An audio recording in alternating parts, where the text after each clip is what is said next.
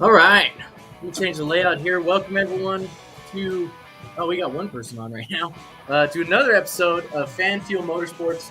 I am once again your alternate host, Colton Cranmore, joined again by Flagman Dixie GA, Chad Harrington, my guy, and then also our special guest this week, Tanner English. And actually, Chad and I were talking about this just before we hopped on.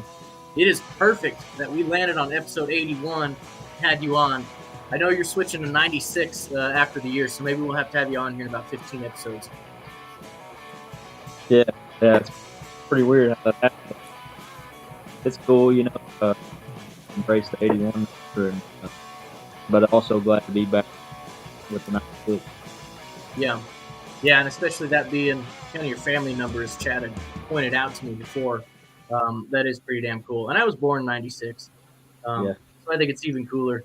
Well, we'll jump right into it. I know Chad's got a lot of questions about your racing career. So we'll kind of have him do like a little bit of an overview of it, just so you guys have a little bit of rapport together. And I'm just going to sit back and see where it goes. Well, yeah, Tanner, it's been fun watching you come up through the ranks and everything. I remember watching your dad way back when I'd go to visit some other tracks and he'd venture down into Tennessee and I'd happen to be there. And then seeing you jump in there and start running the same thing, and you get confused sometimes because you see the same car out there, and it'd be you or your dad, and the announcer would even screw it up a few times. yeah, Um, so it's been kind of cool over the years to see you get to the level that you actually are, getting to drive for these teams and leave the family team and everything like that. But now that you're in the world of Outlaws, getting ready for the World Finals, you're going to battle the snot out of this for 3 races, right? For Rookie of the Year and possibly even second place in points, correct?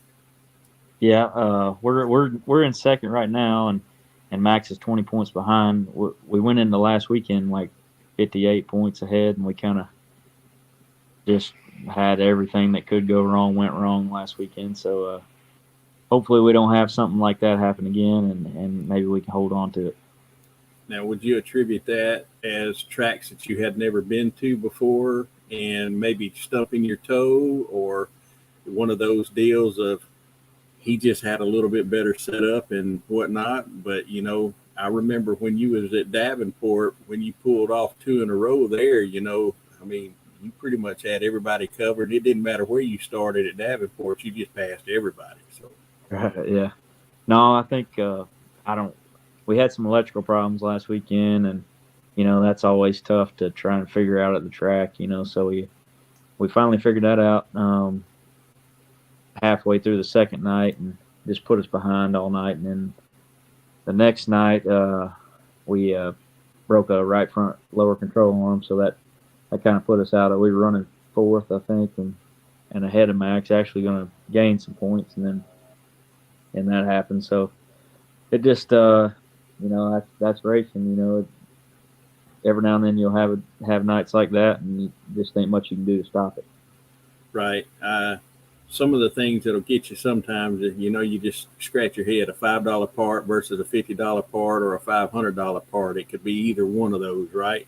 That So, take you from leading the race with 2 laps to go to the fact that you don't even get around the racetrack and take the green under the caution while you're making the laps just to double file getting ready to go green, right? right? Yeah, I mean it's just it's amazing that what some little things can do to your car. Just like that deal there. The electrical problem ended up being just a loose connection. So uh, and lucky to even find that. We just happened to be moving a wire while we were hitting the starter. So uh, you know if we look on the bright side of things, that could have put us out of that night. We hit, lucky to find that. You know, most of the time you don't find it until you get to the shop or something like that. So we can look on the bright side of things. That could have went way south pretty quick, and but we turned it around. Just had all our bad luck pile up that next night. All right. Well, being on the road all this year, what is it like being a World of Outlaw rookie? How has it made a difference in your career path already and the growth as a maturity of a driver traveling to the tracks that they travel to? I know you've done a lot of Lucas racing in the past as well, but Woo seems to go to quite a few different tracks that Lucas doesn't, and they can be a lot more challenging from what I can tell. Yeah, it seems like just a large variety of tracks. Just like when we go to Williams Grove, that's like nothing I've ever been on before in my life. So just kind of getting thrown to the wolves like that, it hardens you up pretty quick. You got to learn fast and just try to.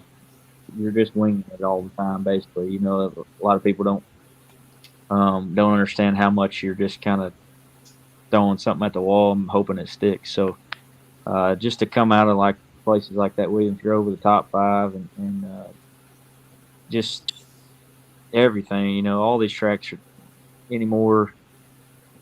Even when we was out in Pennsylvania with some low car counts, there's nothing but good cars anymore. There's no cherry picking or anything like that. So it's pretty amazing the level of competition that we race against weekly. Knowing that you go to some of these places, do you ever, since being a rookie on the tour, would you go to a lot of the guys that run more races there to get a little bit of advice? And I mean, like Williams Grove, I mean, those straightaways are daunting. It seems like you don't ever get to the corner, and then do you lift or do you just sling her in there and let her eat, or is there a certain way you got to get in the corner just to make it? Because those are some tight corners around Williams Grove. Right. Yeah. Well, I think we turned our very first laps there, in hot laps, and I didn't really ask anybody anything. I just more or less, like I said, winged it, and then I think we broke the track record there in hot laps. So I think the only person faster than me was Gustin, and I was amazed. I couldn't believe it. I thought I messed up 4 times. So it's just a lot of times I wish my very first laps on a racetrack were qualifying laps, because I don't know if I get bad habits or something like that, but that very first lap's always usually the fastest. So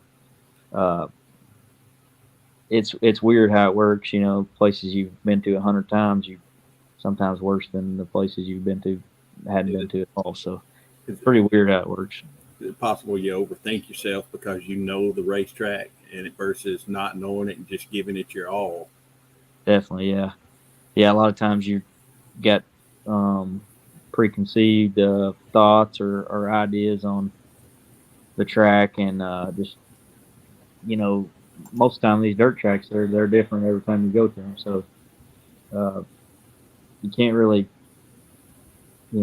take what you learned the last time to it the next time. Either the cars have changed or the track's changed, the dirt's changed. Something has got different. Okay.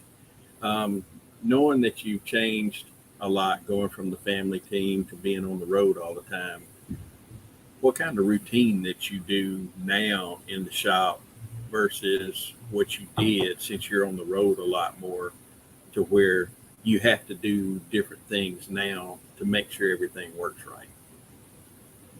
Just staying up on maintenance, is a big deal. Just making sure you don't have those DNFs like we had this past weekend. That was our very first one, and I don't think I could have done anything to prevent it. Just something that like a parts failure, that you don't expect, that hasn't happened all year. So, I don't know, just really knowing your race car and knowing what to look for and stuff like that. Really paying attention. You just got to keep your eyes open all the time.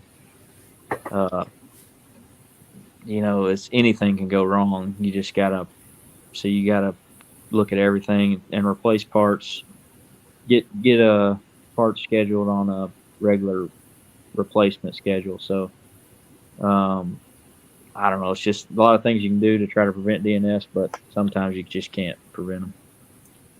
That's understandable there. I know we have a lot more fan interaction and fans on here as podcast guests and everything. So most of the fans that are probably listening and watching tonight, what is like a maintenance schedule to a dirt late model? Do you go through everything every week after you bring it home from the track, or is it something like you'll take a rear end and maybe take it out every other week and rebuild it to make sure there's nothing wrong with it? Or what do you do to the front end, and how, setting the steering and stuff like that?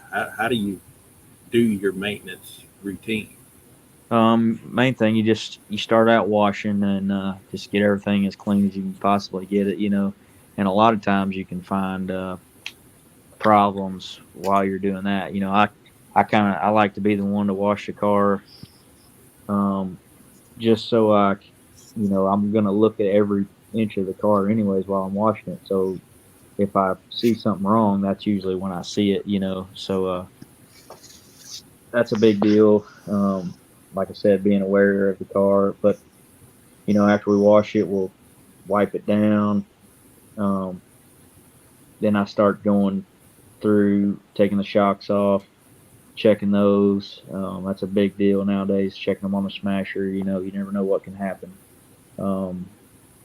We run on some rough racetracks or something, the spring can give up, anything can happen. So that's the main thing now. That's a big performance factor there, is those shocks and springs and just making sure they're right. And after that, you just kind of go through and make sure that nothing's bound up. I'll take the full bars loose on the bird cage and kind of work the bird cage, make sure it's free. All the front end parts, I'll work back and forth and make sure it's all good. Like you said, on rear ends, we don't necessarily rebuild them. They're pretty stout nowadays, but we will. We like to run them a certain amount of laps. Whether it be, if we've been on a rough racetrack, we might only go 500 laps. But if we run if we've been on a bunch of smooth ones, we may go 1,000. So you just kind of gotta pay attention to stuff like that and know your equipment, and just front end wise, if you bump wheels, you always have to remember that, because you're gonna have to go back and go through your front end, whether it be changing parts or just resetting it. It's these things are a lot of work, and it's not just don't hose them off and bring them to the track the next day. Yeah. All righty. Well, I got a few more questions then on this. I know the springs and the shocks, and you say, you got the spring smashers and everything. I don't want you to give up any trade secrets or anything like that. I've seen them done in the haulers and everything. I've been there. I've helped a few drivers clean helmets and stuff and do stuff like that when I'm there. Of course, I do a lot of mats for a lot of guys, so Right. I get to hang out with y'all in a different capacity than other people may get to. Yep. They stand out there. They don't get to see some of the inner workings. But how does that spring smashing work to where the numbers are going to give you maximum grip, or do you need it to be maximum traction, or is it something that needs to be like, oh, that's going to be too much and I ain't going to have nowhere near enough for the track conditions? It's all so every chassis builder will give you a center to center measurement, for your load on your shock. So what you're doing there is basically wherever it's riding around in the pits, that is your center to center number. And then they give you a range where you want to be at that point. So, but taking that, most of the time you're never anywhere close to what they suggest. It's just all relative. So, like if you did something on the right front and you knew that you needed to get a little bit more travel or something like that, you just start working down until you get to that point where you think it's too much or not enough or whatever, and it's just you're always learning. I mean, we try something all the time, and it's way more guessing and trying than actual science to it. If once you learn enough, it is kind of a science, but it's hard to it's hard to know that right off the bat. It all comes with experience, and that's kind of what this deal does. Running up down the road, it's like taking a college course in elementary. It just totally puts you in a place where you're uncomfortable and you have no choice but to learn. It's sink or swim. So you just kind of got to play it by ear and hope for the best. And say you got a best friend out there. I won't say whichever one it may be, but those load numbers on each one of your shocks could be different from, say, somebody like Madden or Overton or Davenport, or it may be exactly like Chevys, but it's all based off of the feel from your hands and your butt and your feet, right? It's what you feel. It doesn't necessarily mean that number is going to work for you if somebody gives you their numbers at some point. Exactly. Yeah. I mean, I talk to a lot of people, and I don't think they lie to me. I mean, I just some things don't work for other people. Same thing with me. Like if I tell somebody to do something and they go out there and are terrible, I'm probably not. I'm not telling the truth. It just didn't work for them. It's just a tough deal. Like just my car. I know a lot of people that I try to help or whatever, and I know some people that have tried to run some stuff that I ran before, and it just they hate it. So I grew up in a different time, and when I started racing late models, we were running swing arm Rayburn cars. So I like a different feel than the guy that grew up racing XR1. So it's hard to I don't know. It's hard to translate from one car to the next or one driver to the next. Yeah. So I heard Rusty Wallace say one time that he would always share his setup, no matter what, to the T of what it was, because he knew if he gave it to someone else, that they were not going to copy it exact. That they were going to say, "I don't like this wedge. I don't like whichever." Have you ever done that? Have you ever gotten a setup from someone and then said, "Nah, this ain't going to work," and changed a couple things and decided his whole setup was just shit? Oh yeah. You outthink yourself most of the time. Most of the time, like when I got this car that I'm in now, the very first thing I put on there was good. Just the standard, all the standard stuff, and then sometimes you just tweak stuff right out of the ballpark. So you gotta stay in your own little zone there, and I don't know. I probably got exactly right.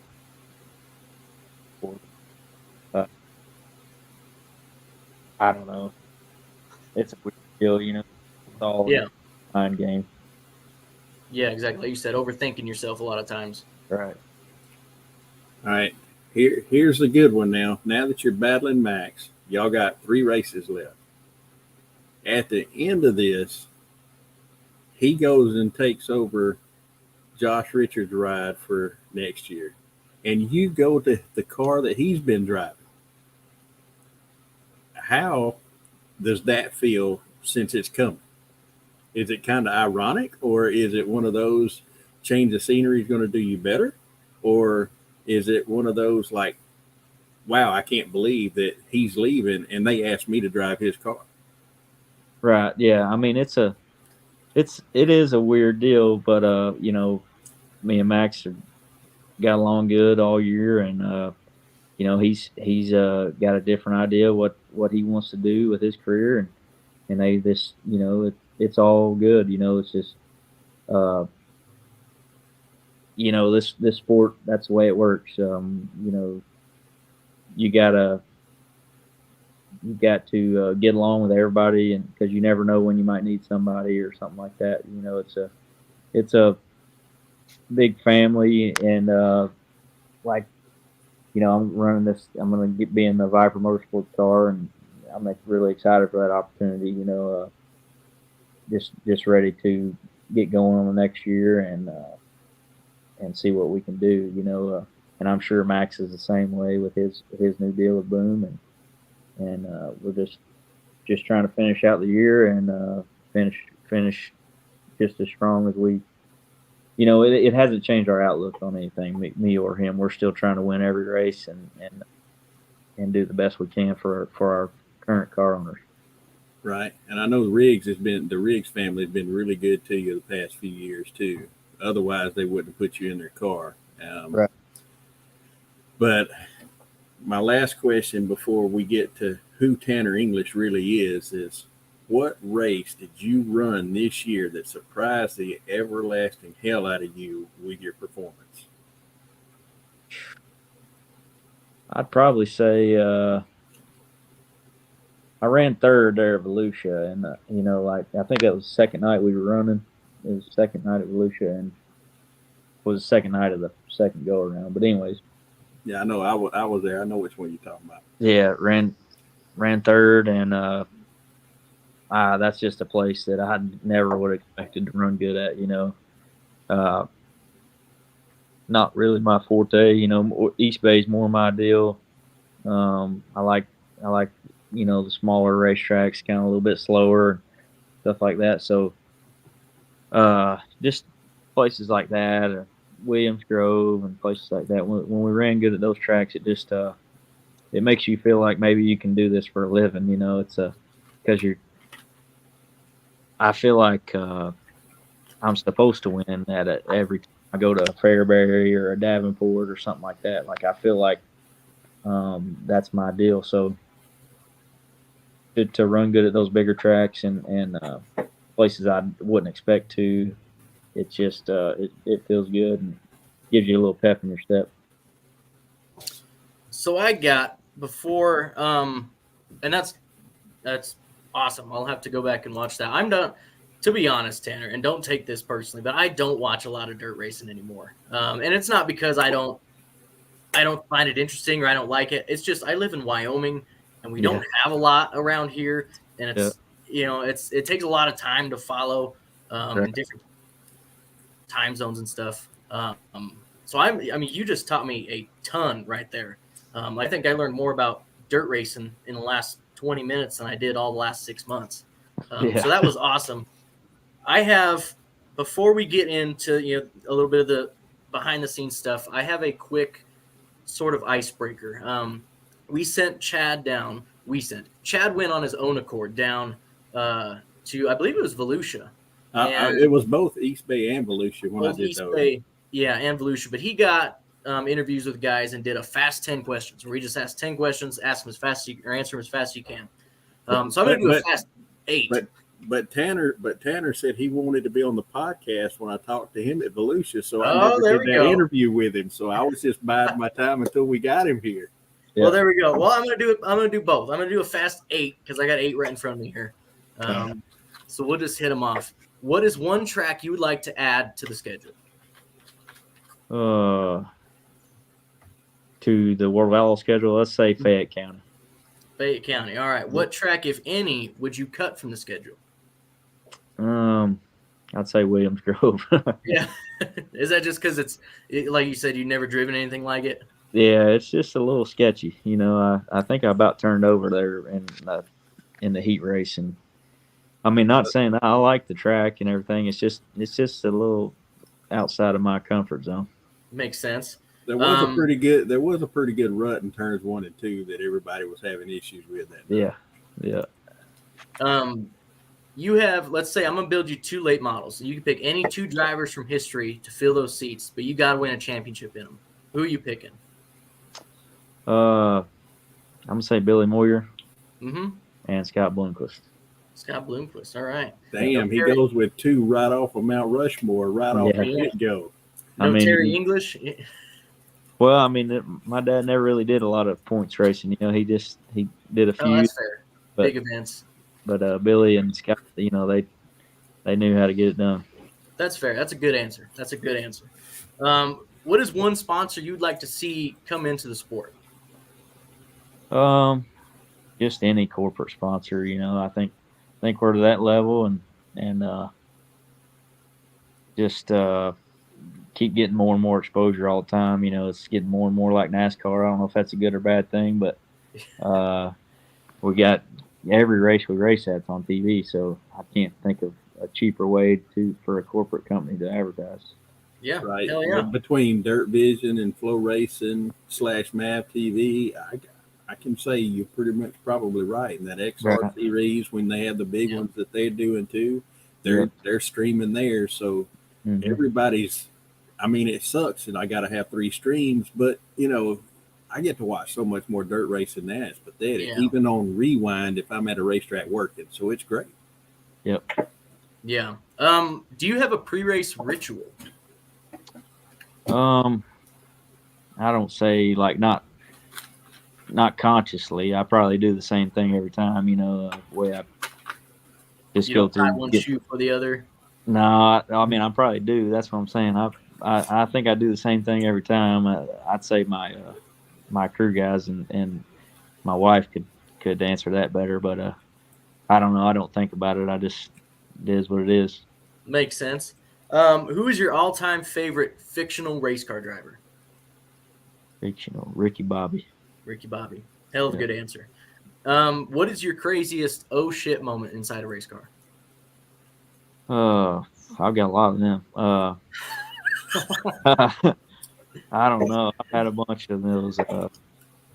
I've turned over 3 times, I think, and I don't know. One time I was at Northeast Arkansas and passed the window wall around the top, and this track doesn't have a wall, and got a little bit too hard into the corner and high centered it on the berm, and it just went to flipping. So that was probably my most violent wreck, and that one's pretty rough right there. So yeah, but that's probably the worst one. Yeah, I'd say flipping out of any racetrack has got to be at the top. Yeah.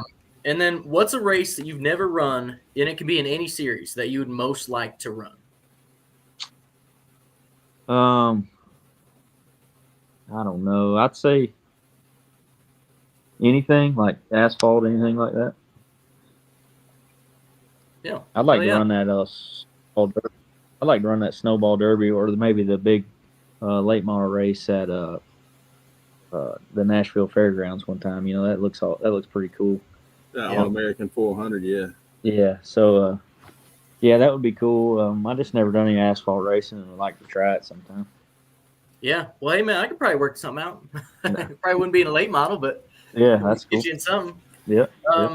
So take off the fire suit and helmet, load the car up. Outside of all that, who is Tanner English? Where are you from? Who are? Give us a little bit of you. I'm from Kentucky. 29 years old. Moved to Benton, Illinois when I got married. So I went from Benton to Benton, just about an hour and a half apart, and married my wife, and we got a daughter named Banks. She's a year old, and just when I'm not racing, just a normal guy, trying to make it, and like to hunt. Don't get too near as often as I like to. I like to go do a little bit more duck hunting and goose hunting than I do, but don't get too much anymore. Been chasing the dream, and but we're loving every minute of it, and just happy to get to do it. Yeah, hell yeah. So you mentioned hunting. Perhaps is video games one of your hobbies? You're in a video game now, so how does that feel? That's pretty cool. I hadn't got to play it much. Been so wide open since that thing released. I actually don't even have it. I've been putting off. I don't want to download it. I want to go to a store and buy it just for the nostalgia. Yeah. Yeah. But, it don't seem like they even sell video games at the store. So I think I'm gonna break down, download it, and Yeah, something about going in, picking up a physical copy, telling the clerk that you're in the video game. That'd be pretty damn cool. Well, I mean, as bad as it seems, I know you may not be able to find it in a store yet, but you can go on Amazon and order it online. So, Yeah. I mean, Amazon Prime will probably have it to you next day if they don't just drop it off in Yeah, about 3 hours. Yeah. Yeah. I mean, I grew up playing video games, and NASCAR '98 was my thing. Put the paintball cheat code in there and get after it. So, just knowing that when I was a kid, I looked up to people in those video games, and maybe a kid might do the same with me. It's pretty cool, and happy to be a part of it. Yeah. Well, maybe not even a kid, because if I get it for Christmas, I'm damn sure gonna be Tanner English every time. Right. Yeah. Yeah.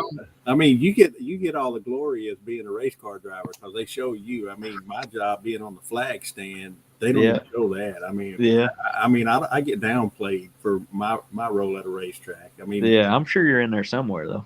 In one of them, Yeah, he's got to be. Yeah. I doubt it because I flagged at Dixie last year when they were making the game, so Lucas showed up there, not Woo. So I'm pretty sure that I got overlooked again. Yeah. Damn. Yeah. Maybe Lucas will come out with one next. Yeah, or at least an expansion pack or something, maybe. Right. Yeah. I want to ask a quick one too. I know Chad mentioned earlier his mats. Do you have Chad's mats? I do. Yeah. Okay. Yep. Yeah, kick ass. I was wondering. It was going to be an awkward couple minutes there if you did. I think much.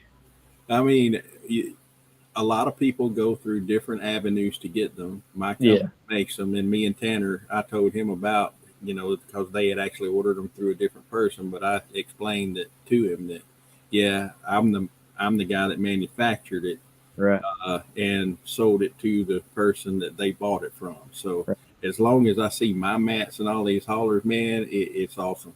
That's awesome. The night that you were down there and you finished third out of the 30-car field, there was 22 drivers in the field with the mats that my company manufactures in their haulers. That's awesome. So, I mean, you got to love it, Yeah. Oh, yeah. Chad, have you ever thought of changing your middle name to Mats? No, you're missing it. There's a huge selling point there. That's business cards. That's how I got you saved under my in my phone. Really? Yeah. Hell yeah! See, right there. Yep. Chad Mats. Yep. Yeah. Well, Chad Matt. Yep. Yeah. Matt guy. And then I know a lot of other ones know me as the Matt guy too. So yeah. I want to know what shirt you have on. Jason Welshon. All right. Hell yeah. The God Who shirt. Making sure you weren't breaking the rule. Who was it? Don't wear your own merch, right? Isn't that the thing? No. That's all qualification right there. Yeah. Jason's a cool cat, man. I've known him and seen him race for many years, and especially when I got the opportunity to flag at Cleveland, Tennessee back in 2007, and he'd come down there and race. And I mean, Jason's just a character all in himself. I mean, and then when he brought that Scott Who sign out when he was set on the pole that night, that was the greatest moment in history of dirt racing, I believe, for driver intros. Yeah, he showed me that. We parked beside of him. That's how I got to know Jason. We parked beside of him there at the Dome, and he showed me that sign, and he said, "Do you think I ought to do this?" I said, "Well, heck yeah, that'll get you all kinds of things." Because for all the people that like Scott, there's double that don't. So they're automatically yours after that. Right. So break down some lingo here. The Dome, that's in St. Louis, right? It's the Gateway Nationals. Okay. Because I remember watching that one last year. That was pretty badass. Are you running that again this year? I think so. Yeah. We're trying to put stuff together to get it. Think. Hell yeah. Well, hopefully the payout's still going to be $30,000. That'd be pretty nice. Yeah. But we just need to finish one spot better. Yeah. Hell yeah. So your dad, Terry, I mentioned him earlier. He's pretty damn successful little dirt driver. So I just got a couple cliff notes here from Alex. He was a 2020 National Dirt Late Model Hall of Fame inductee, winner of several big events. I'm sure both you and Chad could just rattle off a whole list of them. The Ice Bowl, and he had a string of 34 and 44 wins seasons in 2001 and 2002, respectively. Break down for us, for me, and other listeners out here who might not know Terry English as well. What kind of impact that had on your life growing up and you becoming a dirt driver? It's the reason I'm doing anything, to do with racing. I've just watched my dad my whole life and learned a lot from him. And, I wouldn't know anything about these race cars if it wasn't for my dad. Just being there and watching him do things, that's how I learned how to, adjust on the cars, change things, fix things. I like to hang out in the shop, and I paid attention. And my dad, he was pretty successful and did it with a lot less than most people did. So that's one thing I think I took from him, and just how to, whether it be, even though you don't have very many resources, just put like places. What you got, along with just and putting yourself in bad situations and just being there at the end of the races. It takes a different driver to feel like and what kind of right way to do it. And a lot of times you can be because you're there at the end. So it's amazing the success you can have, and just paying attention to what you're doing out here. Tanner, I got one other question with that, with your dad and everything, and you're cutting out just a little bit while you're speaking. I don't know if it's because you're rocking in the recliner or what. Probably, yeah. But it is. Yeah. I'm pretty sure you and your dad are the only father and son duo to have two of the most unique trophies in dirt late model racing. Am I correct there? Both of y'all have toilet bowls? Yeah, we do. We do, actually. I just got mine here this past year, or 2 years ago, I think it was, and he's got one as well. It's amazing we don't have more. We're, that's pretty much our home track, Clarksville is, and we've been close a lot of times. Just me and him both only have one, so it's kind of weird. We've won the plunger night. Me and him both have won it also, so which is the night before. And, Clarksville, it's kind of weird around that time, so it's not like a normal Clarksville. So most of the time there's a bunch of racing that goes on there, so it's for that weekend. So it's kind of, sometimes it's one lane, but we've been lucky enough to win it both once each, so it's pretty cool. Now, where do you put a trophy like that? Well, it's been sitting in the shop there at my in the bathroom of the shop, but it's perfect. It's not it's not hooked up. It's just sitting there. So hopefully nobody uses it because it would go nowhere. So yeah, exactly. So I don't plan on ever using it, but it'll definitely be around for a while, just as a conversation piece. Yeah, to come in handy, maybe a practical joke one day or something. Right. Yeah. How often does your dad go to the races with you now, and does he still have great racing advice for you, or is the cars now a little bit more technologically advanced past where his input would help compared to you helping him? Right. he goes quite a bit still. He actually takes care of Dylan Thompson's car, which is that car I drove at Volusia. So he doesn't get to go as often as he did. So he goes with him about once a month or so. So, but when he goes, he's a big help. Just watching the racetrack. As much as the cars have changed, the racetracks haven't at all. Usually, I mean, the way they progress and stuff like that. So,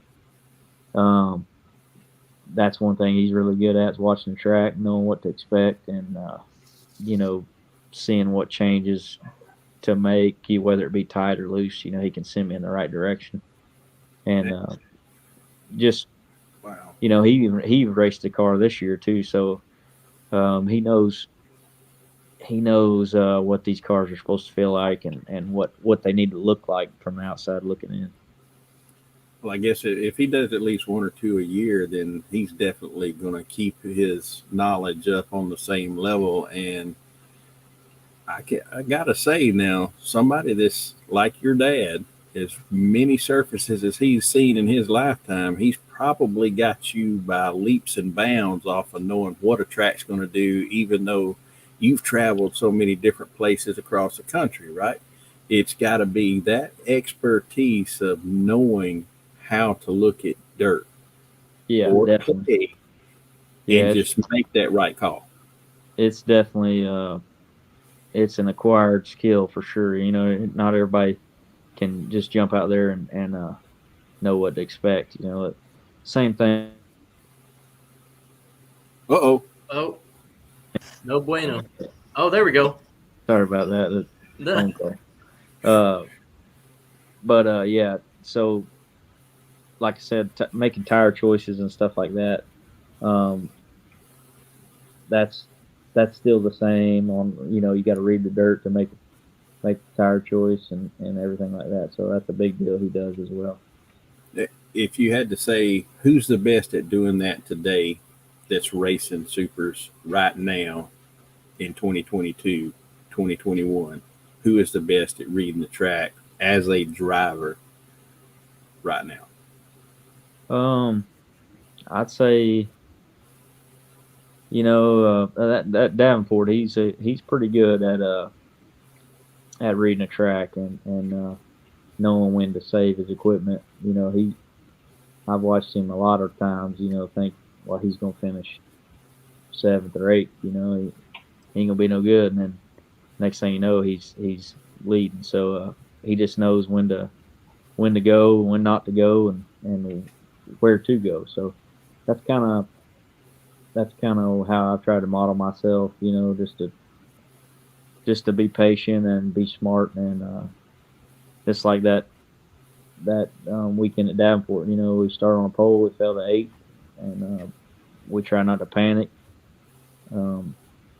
Just rode it out, and then the next thing you know, we're leading it and leading the last 10 laps. So I always say I need 100-lap races everywhere I go. Usually go in there at the last 10 on a 100-lap race. So some of them I need to be 150s, but most of the time, 200. Yeah, exactly. So most of the time I don't know. I usually have a way more tire left than anybody on the racetrack. So I don't know if that's a good or bad thing, but well, I guess in some cases you've just solidified yourself for a good payday or a good points day, but then you want to get out and kick yourself in the butt because you wasn't more aggressive to make it a little bit further up, right? Exactly. Yeah. Most of the time in these big races, I'll end up a 3rd or a 4th or a 5th, and then think I should have went 10 laps earlier. But we're getting a little better at it and knowing when to go and when not to go. Yeah, I think we got time for just one or two more here before we go ahead and wrap it up. I want to know, is there one fun story you can tell us? One embarrassing? I don't care what it is. Give us a fun one, and it doesn't have to be necessarily from racing. Just something funny. Man, I don't know. About Tanner English, Yeah. Put you on the spot. So everybody on this World of Outlaw deal has been making fun of me a little bit because after Fairbury, I don't know if you know Gordy or know his antics a little bit. Gordy Gundecker, he likes to party a little bit, likes to get a little crazy. So I'm laying in bed at Fairbury, and it's like, I don't know, 2-3 in the morning. Cannot. You there? Yeah. Okay. Sorry, I didn't know if I lost the mic or not. But anyways, I cannot go to bed because this he's got this big speaker playing. I mean, as loud as it'll go. Anyways, I swear it should have been a Cowboy by Toby Keith was on 450 times, and so the whole time after that, that was on my Snapchat, on my Instagram. I was playing should have been a Cowboy from then on, and I swear the whole next day, the whole 100 laps of the Prairie Dirt Classic, I was singing that in my helmet. So, but Gordy, he likes to do some stuff like that, and he's always having a good time. Yeah, hell yeah! You ought to tell Gordy to take a week off in July and send him out here to Cheyenne for the rodeo. Fit right in. I'm sure he would. He would.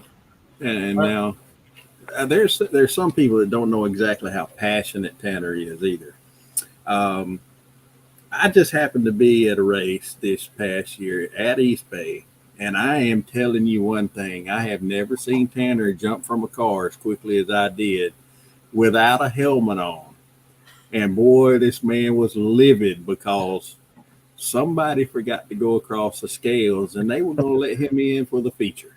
Yeah. And you want to tell us a little bit about that? Well, I get pretty revved up sometimes. A lot of people think I'm relaxed and everything, which I am majority of the time. But this racing deal, it gets you pretty passionate about things, and you pour your heart into it. And we were one spot out of making it, and that night, and that was going to determine me making the show or not. So I was, no offense against Turbo. I know it was just a mistake, but I wasn't about to let him, let that go because I know it wouldn't happen for me. So I was pretty revved up, and you get like that sometimes. Just it's a tough sport, and we're always like that deal there. We'd already been down there racing for 3 weeks or so. So by then you're a little wore out and ready to pounce on anything that goes wrong. So it's a tough deal, and sometimes it gets you in spots you don't want to be, but it just shows how much we care about it. Yeah. So I got one last one for you here. I'm going to call it innovation because there's no such thing as cheating in racing. My dad used to take the lead weights from his race car and paint other guys' numbers on them. So if they ever fell out, they'd get penalized. Do you have a good innovation story and maybe you ran it as growing up, or your dad did it? Don't give anything away you're doing now, but. Yeah. Well, on the weight side of things, we've ran some decoy weights before, put a big piece of lead on there that's not really a piece of lead, just to make people wonder, stuff like that. So a lot of times this dirt late model stuff's about mind games. You make somebody, you make them look one place, and you're doing something another place. Scott's probably the best at that. But man, I can't think of anything in particular besides just doing something like that. We've come up with some crazy stuff. I don't know if it was illegal or not, but I know we've had some torsion bars on a late model before, which is, I'm not gonna say where, but it was in some questionable places, and definitely helped. It helped plant the tires in the ground. I don't know if that was a good thing or not. We tested a lot, and I don't know. This stuff's got so far past. It's just everybody's in the same box nowadays, and uh, everybody's figured out so many things to the T that you go trying other things like that nowadays. It's just it gets you more off track than trying to find an edge. There just ain't many edges left in dirt late model racing. Yeah, that makes sense. Chad jumped in here real quick. I know I said last one. I got one last one. Yeah. Where are you racing for the World Finals and then the Peach State Classic the following weekend? So, I'll be at the World Finals, but the weekend after, I'm actually going to Vegas. So basically, we're driving straight from Charlotte to Vegas and racing there. It's going to be I don't know how far it is from Charlotte, but from my house, it's 25 hours, something like that. So it's going to be quite the drive, and we're looking forward to going out there. And that's going to actually be my first race in the Viper Motorsports car. So looking forward to that, and ready to get going. Yeah. Last little bit here. Go ahead and plug in your sponsors, the guys who are helping you out along the way. Yeah, I mean, I got to thank. I'm about to have to learn a lot more sponsors, but good. I got to thank Supreme Enterprises. That's my cousin Clay Barnes. He's helped me out a ton, and Riggs Motorsports, Base Fuels, Hoosier Tire, Haas Horizontal, Slicker Graphics, All Star Performance, Wild Drive Shafts. Got to thank Ralph. He's helped me out my whole career, and just everybody on the car. I appreciate him a ton. Best One Tire, Swift Springs, just everybody that helps out. I appreciate them. Don't want to forget nobody. Bilstein Shots, they came on board here recently and picked up our program pretty good, and looking forward to working with them some more the next year. And definitely got to thank Longhorn Chassis and just everybody there, Steve and everybody at Longhorn for everything they've done, and looking forward to next year. Yeah, hell yeah. Well, thank you, Tanner, again for coming on. Yep. This is a super fun episode. I'm glad to have you on. We got a couple really good stories out of it. We got to learn a bunch about you. And like I said, I learned a ton about dirt racing today. That's good. It's great. I can't wait to move down. I'm actually planning on moving to South Carolina, so I can hopefully Really? Yeah. kind of right in the hub of most of that. Yeah, they got a lot of dirt racing there. Yeah, and it's all over down there, so it's crazy. So I'm sure I'll be seeing more of you in the future. And if you have an off weekend anywhere, text Chad, get a hold of us. We'd be more than happy to have you back on. Like I said, maybe episode 96 would be a good one. Just to kind of keep it even here. But we want to thank everyone for watching along with us.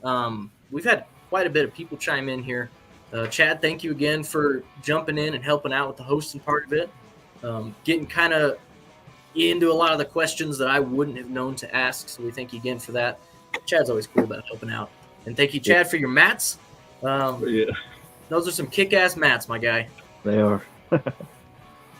They make you look a lot more professional than what you think, and it definitely gives a way to sponsor to make sure that they can show out for the team, and a way to make sure that the team is showing out for the sponsor as well.